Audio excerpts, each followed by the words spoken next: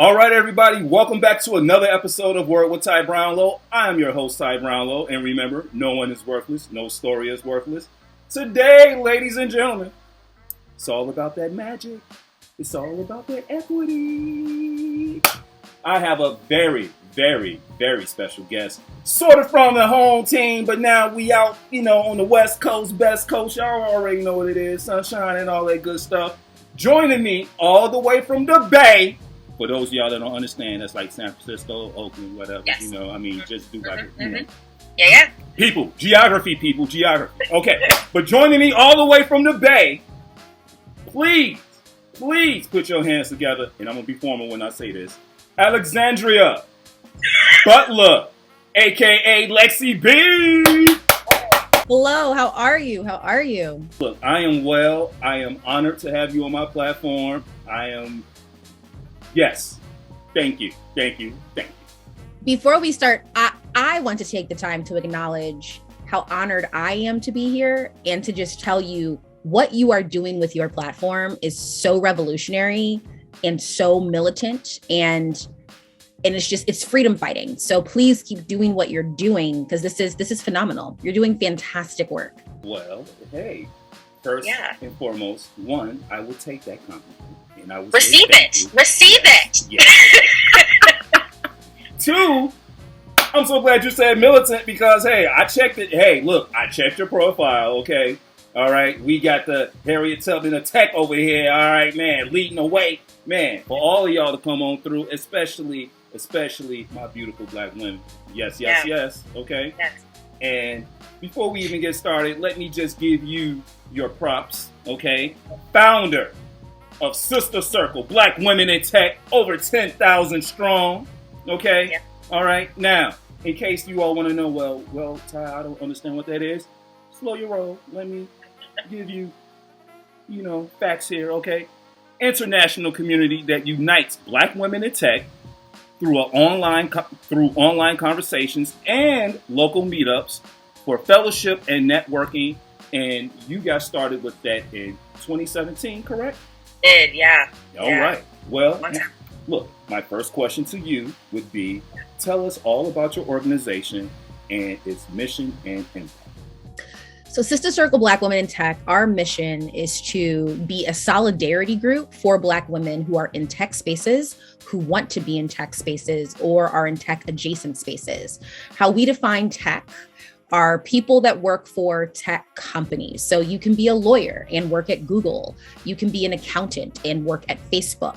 You can be a software engineer and work at Airbnb. You can be a graphic designer and work at Netflix. And I want to make that very clear, especially to communities of people that do not live in the Silicon Valley. So therefore do not necessarily have this physical access to understand all of these different types of jobs. You do not have to build computers to work in tech and receive the financial benefit of working in these industries.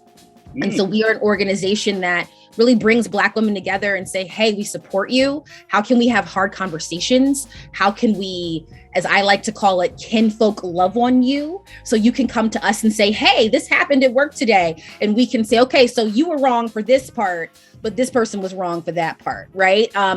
How to allow Black women to be their Blackest, most authentic selves in a world and in an industry that does not allow that. How to liberate Black women, how to require Black women to dream and create their own underground railroad. And I said to people all the time, my job is I want to create an underground railroad for Black women in corporate spaces. And I want all of us to know that we're all invited.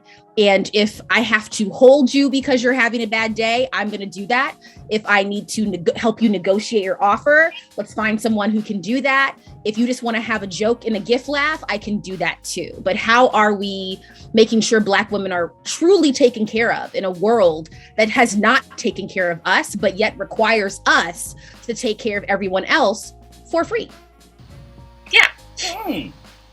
Ladies and gentlemen, that is what we call gospel. Just say it. Gospel, yeah. Okay? I mean, I don't know if y'all saw the gems that were being dropped, but if you did not, man, look, That's why we have this lovely thing called YouTube. You can sit back and watch it all the time and get that knowledge for free. Okay, so let me just ask as a side note.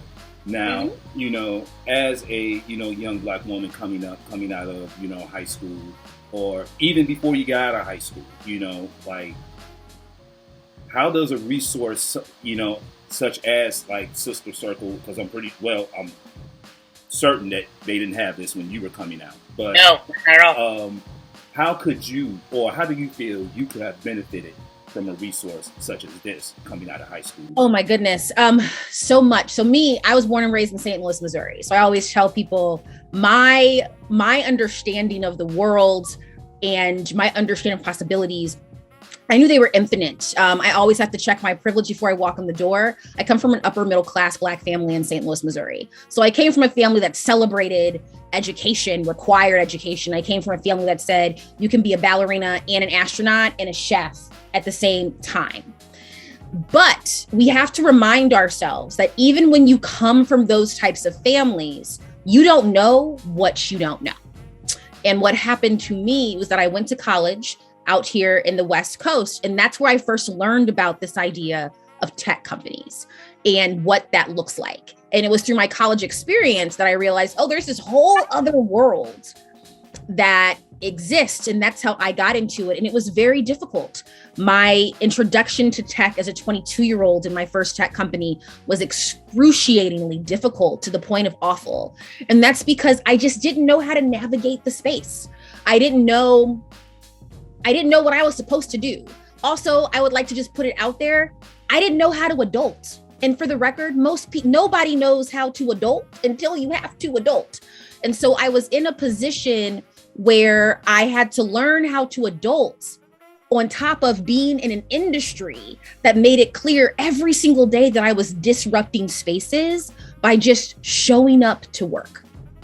And that was uncomfortable. And so having a space like Sista Circle, Lexi B at 22 would have been survival. It would have been survival for me, because it would have allowed me to ask the questions, or at least just read all the threads to get my answers. And so I knew that I wasn't alone. Look, let me just say,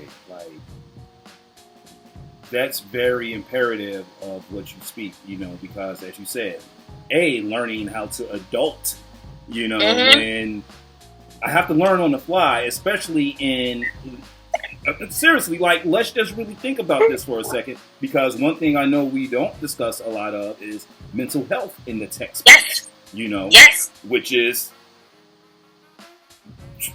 I don't even have the words for that. I mean, I believe that is a whole nother show. Boom. That's a whole nother show. And I have a list of people that can actually help you with that, who are Black women working on mental health for Black women in corporate spaces, because it's a thing. And I'm not going to lie, the first 4 years for me as adulting were very, very difficult. Do not let this hair jewelry fool you.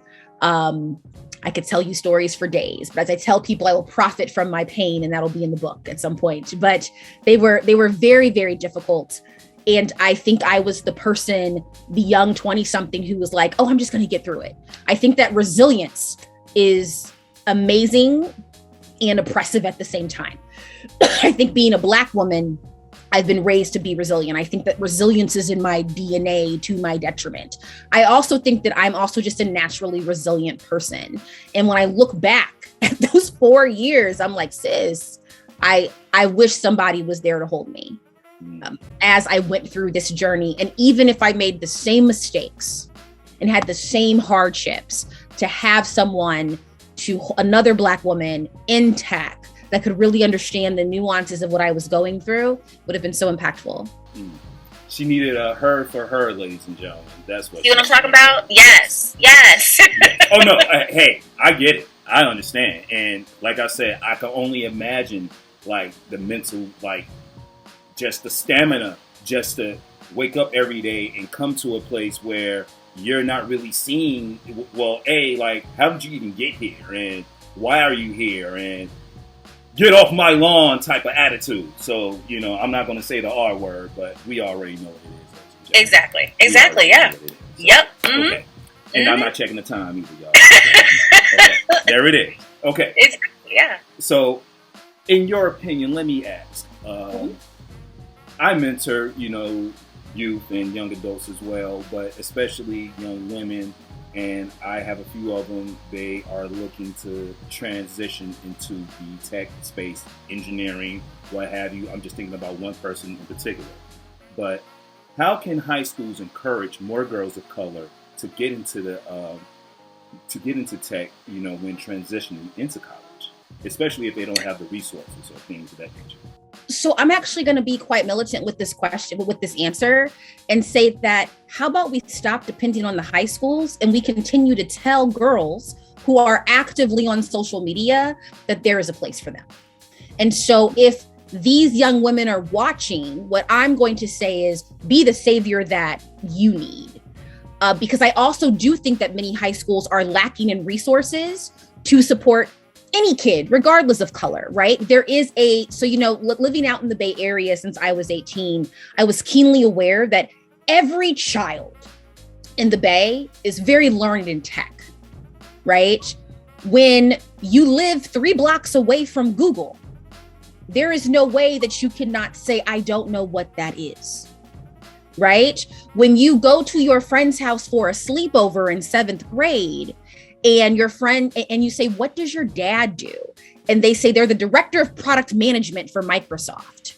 Ding, ding, ding, ding, ding, right? And so my thing about it is that, yes, we have to drive the system and we have to break the cycle, and high schools need to have conversations about what tech looks like and what types of jobs are in tech. If we're going to have conversations about how to get into college, we need to have conversations about, and after college, what do you do with that? And I would also like to shout out and check the colleges and universities on that as well. But also, as a person who went to school in the Silicon Valley, I will also say this: where your child goes to college many times influences what they do. You will see kids who go to college on the East Coast and they're doing Wall Street type things, right? They're doing publishing type things. I'm not saying they're not passionate about it, but I am saying when you go to school in New York and you see that every day, that becomes your reality. I come from St. Louis, Missouri. There's many colleges and universities in St. Louis. I promise you, many of those students, beer, Anheuser-Busch, baseball, the St. Louis Cardinals, and Boeing. Really? Yes, Boeing, is in St. Louis. So I have a friend growing up who worked at Wells Fargo when she graduated from college from St. Louis. Wells Fargo has a huge office and scene in St. Louis. And so, yes, we have to require high schools to do better. And as far as I'm concerned, if you're a 16-year-old and you have an Instagram and a Twitter account, if you're going to use the software and the tool, I'm going to need you to know that there's a place for you to build it. And so what does it look like when we're giving students the skills and we're encouraging them to say, hey, if you use Google, people work at Google. Google it, right? And I think those are the conversations that need to be had, especially in Black communities. I think that Black communities, many times, we are lacking education and information, and it's not because that we're not smart. As far as I'm concerned, Black people are the smartest people in the world. If you can take colonialism and white supremacy and deal with all of that for 700 years and still be great, you cannot tell me that I can't do anything. We need to tell our Black babies that they can do anything, and it's all in your phone. Because if they use it every day, they should at least know that they can work there, right? Okay. Distinguished people, okay? But this is knowledge, and you don't get this knowledge unless you're actually in the field yourself and you go through the ups and downs, peaks and valleys, what have you. And these are the lessons that you learn from it. And as we said before, revolutionary people, okay? Y'all heard it, the Tech Underground Railroad, man. Hey, look here. We got it over here. Informational content. I told you this is what we do here.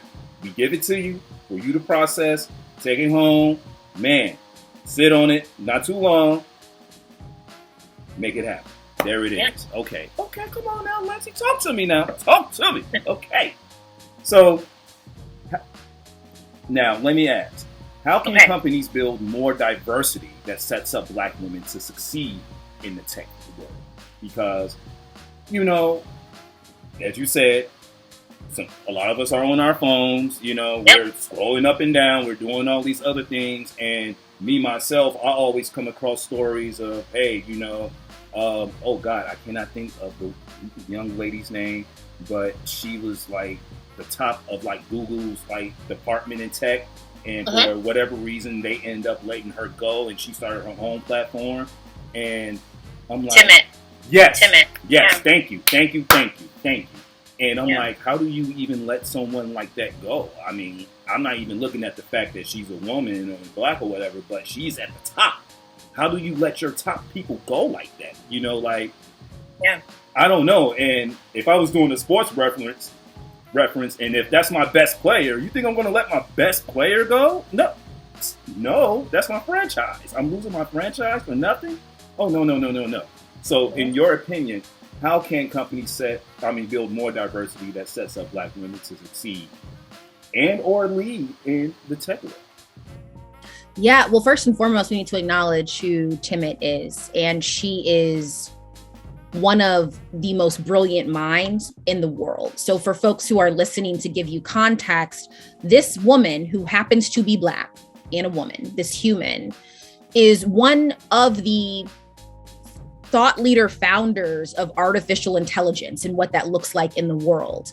And so when we're talking about artificial intelligence and AI, we're talking about making sure that black people are seen in that. We're also talking about what that looks like when police and government entities are using AI to police black bodies. So I just want to acknowledge that. I think that was a story that went worldwide and viral. And when people always asked me about it, I said, well, Google's actually not the main part of the story. The story is that there is this phenomenal human who happens to be a black woman, who happens to have natural curly hair, with a doctorate from Stanford University, who literally is one of the founding members of artificial intelligence in the entire world. Just want to put that out there.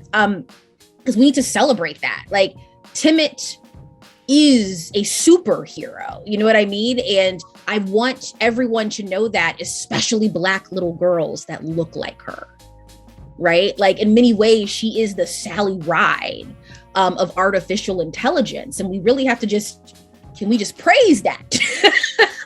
And she's not the first black woman. She's like the first human in a lot of these conversations. So I think, with that said, I think two things. I think that one, tech companies, and I would just put it in all of corporate spaces, because at this point, what is a tech company? What's not? Everyone uses tech. Is that we need to start recruiting people based on their transferable skills, right? So here's a good example. My dad is a doctor, and I'm very aware there's doctor lingo. I am not a doctor. I do not know this lingo, okay? But there have been many times growing up where he would say something on the phone that was very doctory, and I'd say, what does that mean? And he'd be like, take some Tylenol. Bet. Right? Understand that every profession that happens, there's some kind of language in that profession, words that these adults use to describe what they're doing, and it can be easily translated to transferable skills. The same thing goes for tech companies. What I would love to see more of is tech companies giving Black people more opportunities, not because we need a handout, but because all of these Black people actually have the skills. They just don't know your lingo yet. Right? And we know the lingo.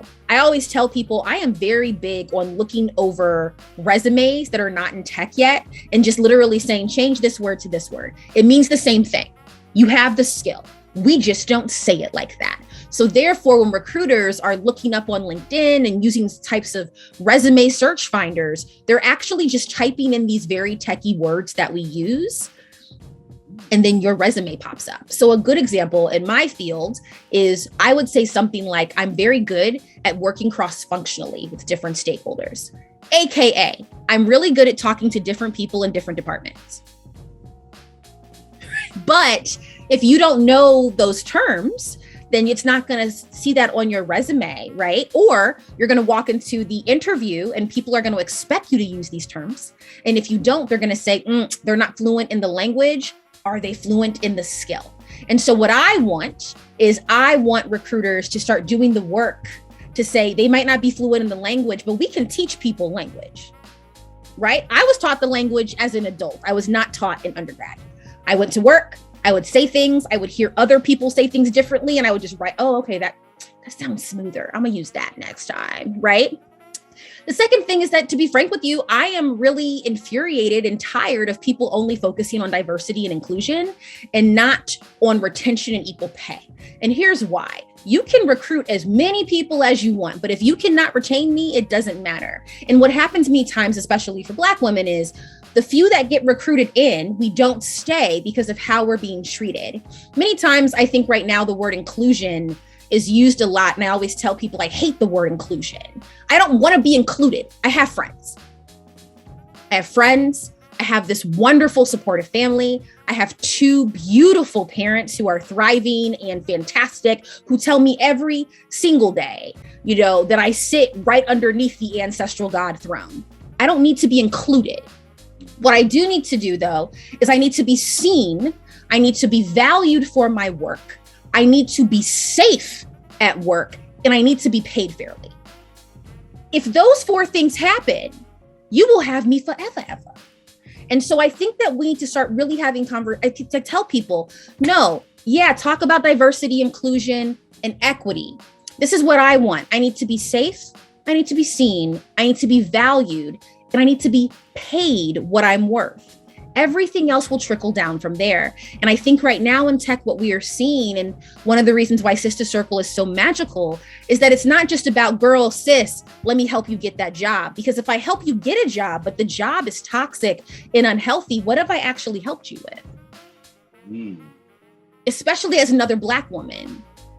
What if I brought to your life? So what happens when we support each other in getting the job, but then we also support each other in staying in the job? And then these companies are required to build culture to teach managers, raise managers with equity in mind so that Black women can thrive in the job instead of leaving every day theoretically on her hands and knees crying.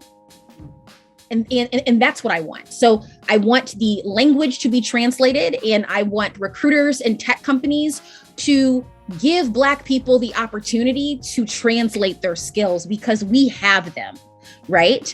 And then I want Black women to be paid fairly, safe, seen, and valued, period. Hey, look. Resource. Lexi B is a resource, ladies and gentlemen. Okay, she needs to be protected. She needs to be safe. Okay, no. I mean, I know we're like, he, whatever. But let's just keep it real. Like, you point out some very key things. I need to be paid fairly. Man, my worth, because I'm worth a lot. I need to be safe. I need to work in pretty much in an environment that I can thrive and even take myself to the next level. I need to be able to shop my own self, here. And if I can't get all of that, then you're not using me as the resource that I know I can be. And me being the resource that I am, I'm going to attract other resources to come here to make your company even stronger. But you have to take that time to see me, okay? Not just what you see. No, see me. And that's one thing I talk about on any level. How do people truly see you? Yeah, they're looking at you, but you don't see me. I need you to see me. Come up to my level. Not come down to my level. Come up to my level. Because obviously you're somewhere else. So, look. Resource. Okay? Man, that's my word for you. Okay? I mean, I know I'm jumping the gun 4 or 5 other questions, but Lexi B is a resource, y'all. We have to protect our resources. For real, for real. Stop playing. Okay. All right. Moving on. I'm gonna drop the mic right there. Okay. But now, I read over, I guess it was like a TED Talk or basically a forum that you had called Everyone is a Freedom Fighter, How to Create Equity Within the Workplace. Yeah. And I've taken 2 things from there. The first thing I'm going to talk about is basically learning a basic understanding of different leadership styles and identify the styles that resonate with their values and beliefs. Can we talk about that first? Yes. So I've been told this very revolutionary idea. I think it's actually pretty basic. I call it Kindergarten 101. What happens if you are a leader? And how I define leader is that you are getting paid to manage other people, also known as these other people's thriving capabilities, their pay, and their safety lies in your hands and your hands alone. Because if something happens outside of your team, they come to you to fix it. It's very similar to almost like being a parent, right? If the kids go to school and something happens, they come home and tell you, and they're looking at you as the adults to figure out how we gonna fix it. So that's how I define a leader, is that leaders should actually get to know the people that they work with. Because how you manage me is going to be very different than how you manage someone else. It's going to be very different than how they manage you, right, Ty, if we were on the same team. And the reason why is that people are actually different. We come from different places, different spaces. We come from different triggers, different traumas. We also have different personal lives. So what I need at work for my personal life may be fundamentally different than what you need. And that is totally beautiful. But as you get to know me as a leader, you also actually have to understand yourself. I meet people all the time who don't know who they are. And what I like to call that is privilege layers. I think that being a leader is a privilege, but in order to step into that privilege, you actually have to understand your privilege. You have to know who you are as a person. You need to know what privileges you have physically, mentally, whether you are a United States citizen / the citizen, whatever country you're in, that is a privilege, whether you're an extrovert or an introvert, whether you have the most power in the room, whether your best friend is the CEO. And I create workshops and have very deep conversations with managers and leaders, not about how you manage, but really about, do you know who you are? Because too many managers do not know who they are. And if you don't know who you are, how in the world are you going to manage me? If you do not fundamentally understand that when you walk in a room, there are privileges you have and there are privileges you lack. And then you can get to know me and you can say, okay, so as I get to know you, here are some areas that you may lack in privilege. And of those areas, here's where I can fill in the gap because that's my job. And what does that look like if all managers and leaders walk around this world with this intentional understanding of who they are and who they are not for a variety of reasons? What happens is that then they bring that to their team. Because I promise you, if you know who you are, you don't want to tolerate people who don't do the work to figure out who they are, whether it's at home, at the playground, or at work. So you're going to require the people that work for you to figure out who they are because you can't manage them effectively, right? You can't manage me effectively, to be very honest, unless you know that one of my biggest triggers in life is not what you do, but how you do it. Right? And that's a professional trigger of mine. You cannot manage me effectively if you don't know that. My manager really does understand that. She's very aware that if there is a hard conversation to be had at work, if there is an issue, Lexi's not listening to the content. She's listening to how it was presented to her. Because in my head, and I could be, bad or good person, I'm like, if you present it to me on a china plate, then you've come to me and said, we're trying to work this out. If you present it to me on a trash can lid, then I don't really know what to do with this. So then therefore, it doesn't matter if it's my favorite dish, right? And that's a personal trigger of mine.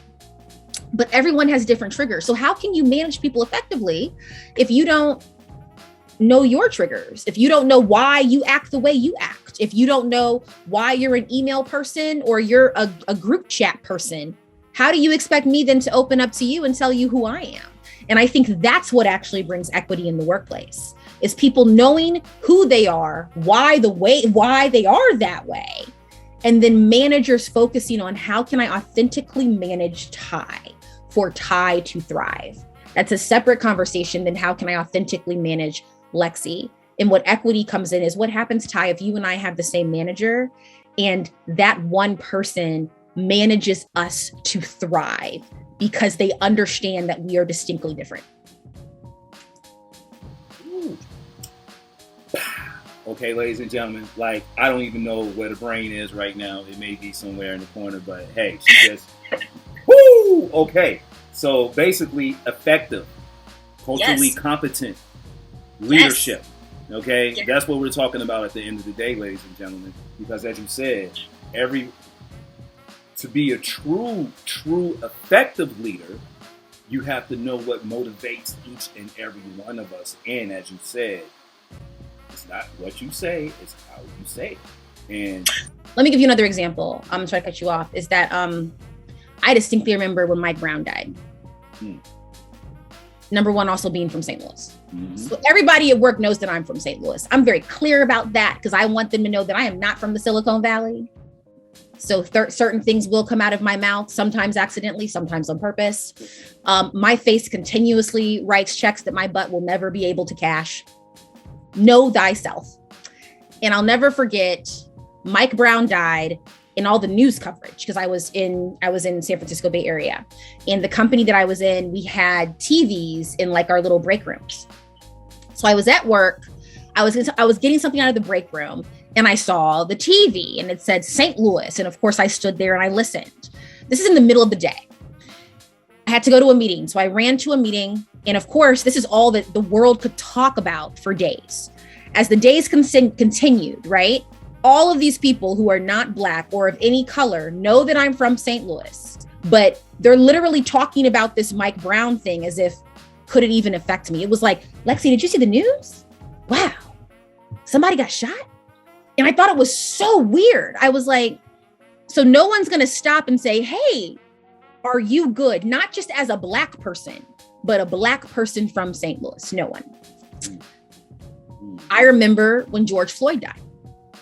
Different company, many years after Mike Brown, different manager. And we were also in COVID, so I was working from home. And I was also working at Twitter, which is, you know, the video was viral and CNN was crazy and Twitter was talking about George Floyd. Manager, who happened to be a white woman, calls me up and says, before we start this day, are you okay? What can I do to make it okay? And if you don't have the answers and you feel like you cannot come to work, do not. I also found out that she had that same conversation with the other 4 Black people on my team. At the time it happened, I didn't know what I needed. I didn't know if I was okay. I think similarly to every Black person in the world, we were just watching and like, I was still processing. But notice the difference in the reaction to the management. And yes, that's a Black thing. I had a white manager who was like, I have 4 Black direct reports. I'm going to go reach out to my Black direct reports. I'm okay with that. Race is a thing. Right? I'm so glad she figured that out. And that didn't happen with me and Mike Brown. It was another Tuesday. Wow, did you see that guy? That's crazy. People are racist. Hey, Lexi, how's that program plan going? Yeah, sure. Mm-hmm.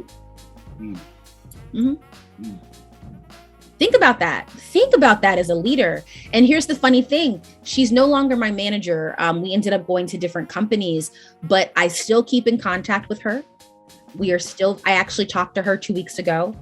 And the fact that she made that much impact on my life. And to be frank with you, I've actually forgotten like all the stuff I worked on with her. But if anybody ever contacted me and said, what do you think about this person? I will tell them, she made me feel seen, safe, valued, and she made sure I got paid fairly. Couldn't tell you the details, but yes, you being mentored and led by her, do it. Hey, so I guess that goes to the same. People may forget what you've like done and this, that, what have you, but they will never forget how you made them feel. And as you just said, she made you feel seen, you know, culturally competent, effective, versus, hey, you know, did you hear about that guy that got shot? Wow. Yeah, what a bummer. So anyway, do you have those reports? Blah, blah, blah, blah, blah, blah, blah. Like, yeah. excuse yourself from my hand. Okay, thank you. All right. And it's funny because she, and not to make it about her, but how I got to be to work with her is because she worked with another Black woman who I'm dear friends with, and that Black woman was like, you need to meet this person. And so I had, you know, and it just so happened that 2 years later after I met her, our stars aligned. But think that through. Another Black person was like, I need you to meet this woman. And I met her 2 years before she managed me. And I remember after that meeting, I was like, I'm going to report to you one day. Don't know when, but we gonna do this. And so when I talked to her recently, she was telling me about some possible opportunities at her new company. And what did I do? I texted all of my Black women friends. And I said, you know what? You deserve to be led by this human. See? So think about that. I'm doing the recruiting for you and I'm not even at your company. No. But that's effective leadership. That's effective leadership. It is effective leadership. And if you have, if all of your leaders are effective, you wouldn't need a recruiting department. Look how that works. You value this resource, AKA Lexi B. Thank you. All right. You are preserving me. I am a national treasure. Yes. Honor me. Thank you. All right. You shall go now, please. All right. No, but you just spoke volumes, and seriously, like, word of mouth travels the best, travels fastest. Okay, before you can get any email out, no, you know what, let me just save you all the trouble. This is why you should come work for her. X, Y, and Z. Okay, she's gonna make you feel safe, you're gonna be seen, and you can really make the moves you want to make, and it won't be counted against you. Like, you will grow. You will be a better person at the end of the day. Not just another bot in here, you know, working. Oh, yes, let me compute, whatever. And no one wants to feel that way. And I'm sorry that it took these tragedies of, you know, precious like Black lives, you know, for, you know, people to really like get their heads screwed on straight to, look, this is what's going on in the world. This is affecting me personally, you know, on a level that, hey, I have to process. I mean, my mental health is not good, and I'm coming in here and everyone's acting as if I'm the enemy. I'm not the enemy. I am not your enemy. You know, if anything, I'm trying to grow. You all are not, you know, creating a safe environment for me to grow, to nurture, you know. So, okay. Yeah. Look here, hats off to you. Whoever you are, hats off to you, miss. Okay, all right. Yes, he's phenomenal. Yeah. All right. Yeah, see, come on now. Now, the second thing, okay, basically learning strategies for encouraging a open-minded environment and culture. Yes. One of the biggest strategies that I always teach and preach and really encourage people to get this idea in their head, right, is that the kindergarten rules apply. Adults are children with credit cards. That's what we are. And I think the more that we really understand that, the more we can start really having conversations of, so what was taught on the playground? What does it look like to ask someone, how are you? What does it look like at work to say, how can I support you? What does it look like to have boundaries at work and say, I can't help you with this, but have you thought about this? What does it look like as a professional to treat your colleagues the way they want to be treated, not the way you want to be treated? Because of our cultural differences, I don't want to be treated like a white man because I'm not a white man. I want to be treated like a free and deserved Black woman And as far as I'm concerned, how I look at it is my ancestors have gone above and beyond for me to at least get that in shackles. So I shouldn't have to fight for that, even though I'm always fighting for that, right? And so I think to create this open-minded culture at work is to require people to have conversations with each other and to say that just because your experience in the world could be intrinsically different than mine does not mean that your experience is not valid. How can you tell me about your experience in the world as much as you want to? You don't have to tell me all of your information. That is completely up to you. But what can I learn about the things that you tell me? Oh, so you're a mom. Okay, cool. And you have to pick up the kids at 3:00. Okay, cool. You know what I can do? I can just move the team meeting to a different time because I own the meeting. And you know what I can even do better? I'll just tell people it's my fault. I don't even have to call you out because I need your voice at the table. So we'll just do that. Done.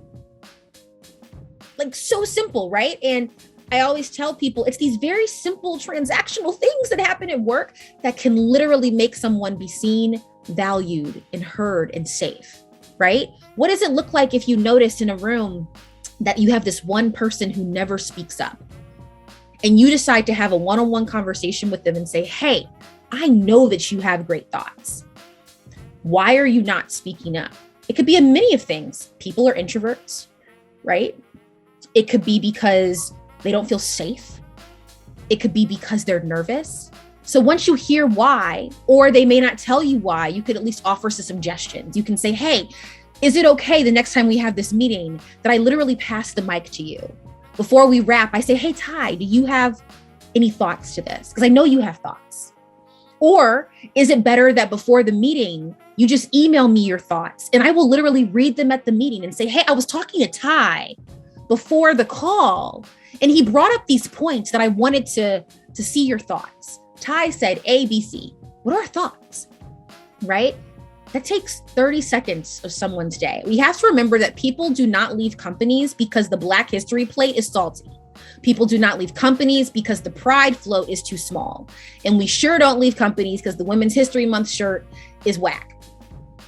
People leave companies because of these one-on-one interactions between their manager and their peers every single day. Because if you pay me fairly, I can get my own Black History Month food.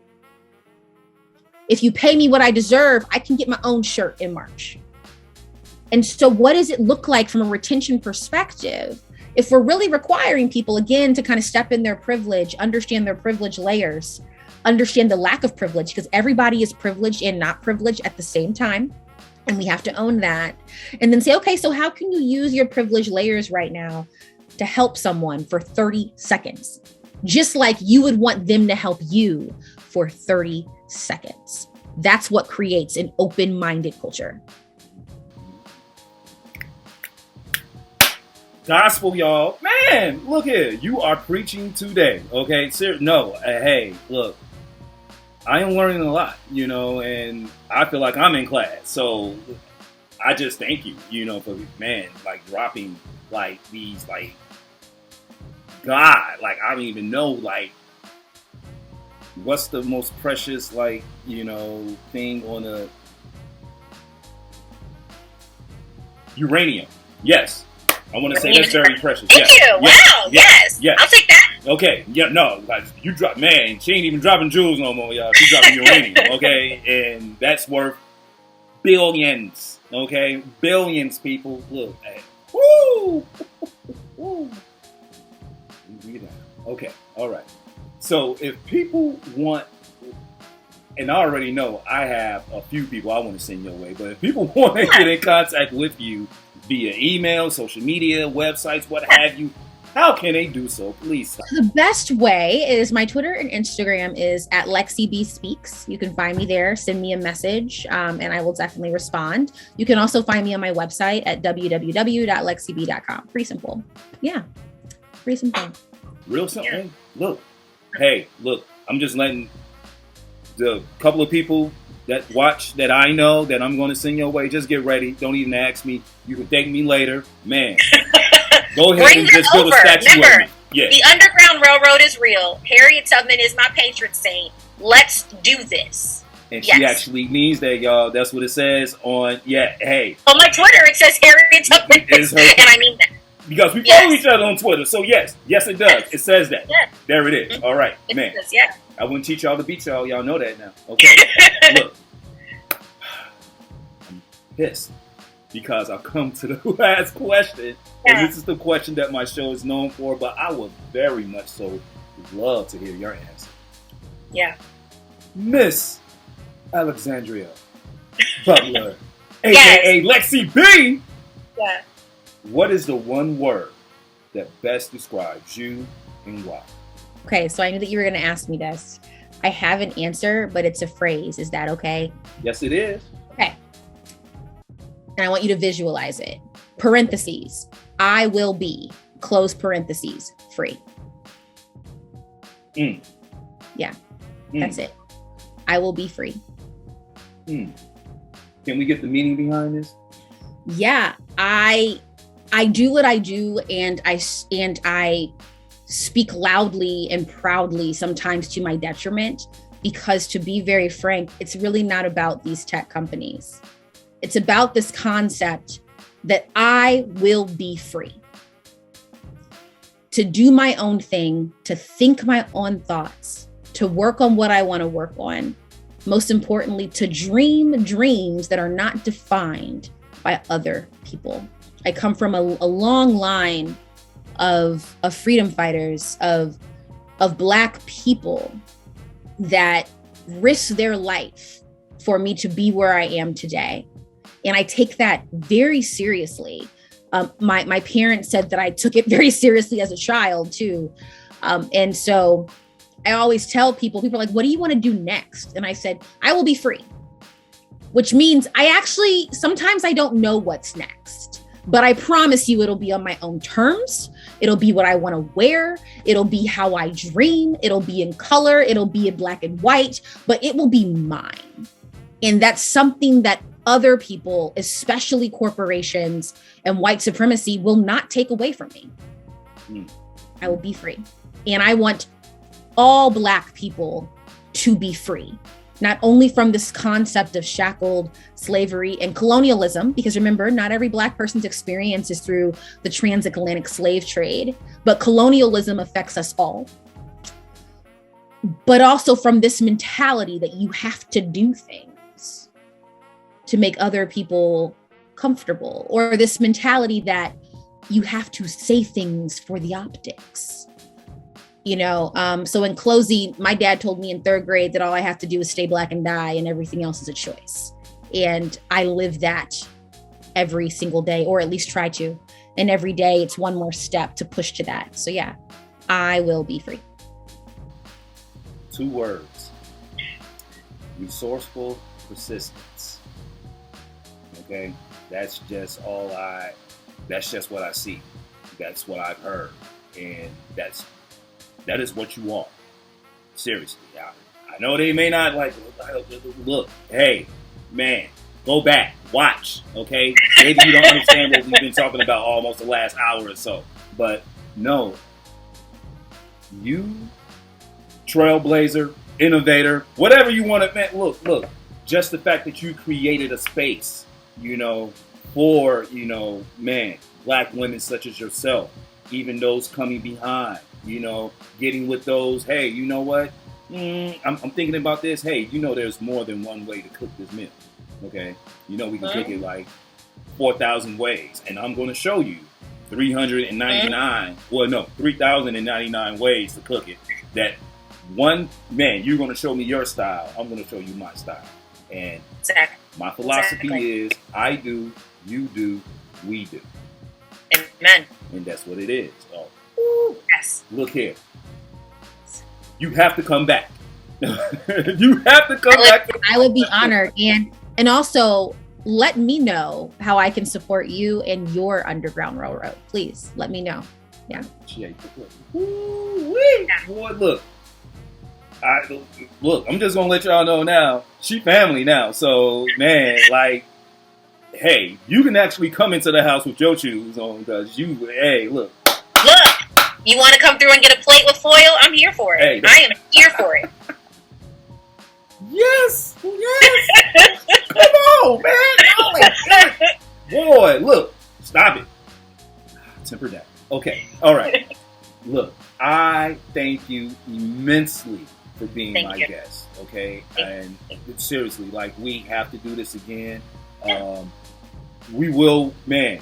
As soon as this is over, we're going to talk a little bit of change of information or whatever. Yeah. But no, I really, really thank you. You have really opened my eyes, seriously, to like something, not to say that I wasn't aware of it, but, you know, certain things we hear about, but we really don't have a clue, you know, like, as you said, being a, you know, young woman from the Midwest, St. Louis, you're going out here to Silicon Valley, the Bay. You're going to Stanford. You leave Stanford. You enter to the tech world. Oh, whoa. Hey. I watch TV all the time. They don't do this on the shows, and they don't do this, and they don't do that. Like, what is this? You know? And, you know, like, I just thank you for, like, that reality check, because we need that. We need more stories such as this. And I've been saying, we need more Black history that hasn't been told, because we already know those stories, all right, but we don't know your story. So I thank you, and I thank you one more time. All right, on that note, ladies and gentlemen, y'all already know what it is. This is Word with Ty Brownlow.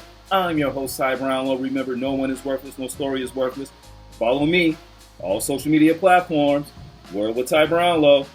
Definitely go to my website, tybrownlow.com. Get this gospel, get it. Okay, we got the man with the organ, all that, man. We just don't do no collection plates over here, okay? I'm just letting y'all know that right now, all right? But that's okay. Man, get all this and then some other good stuff. Lexi B? Yes, sir. We out, y'all. Peace. Yes, thank you. Have a good one.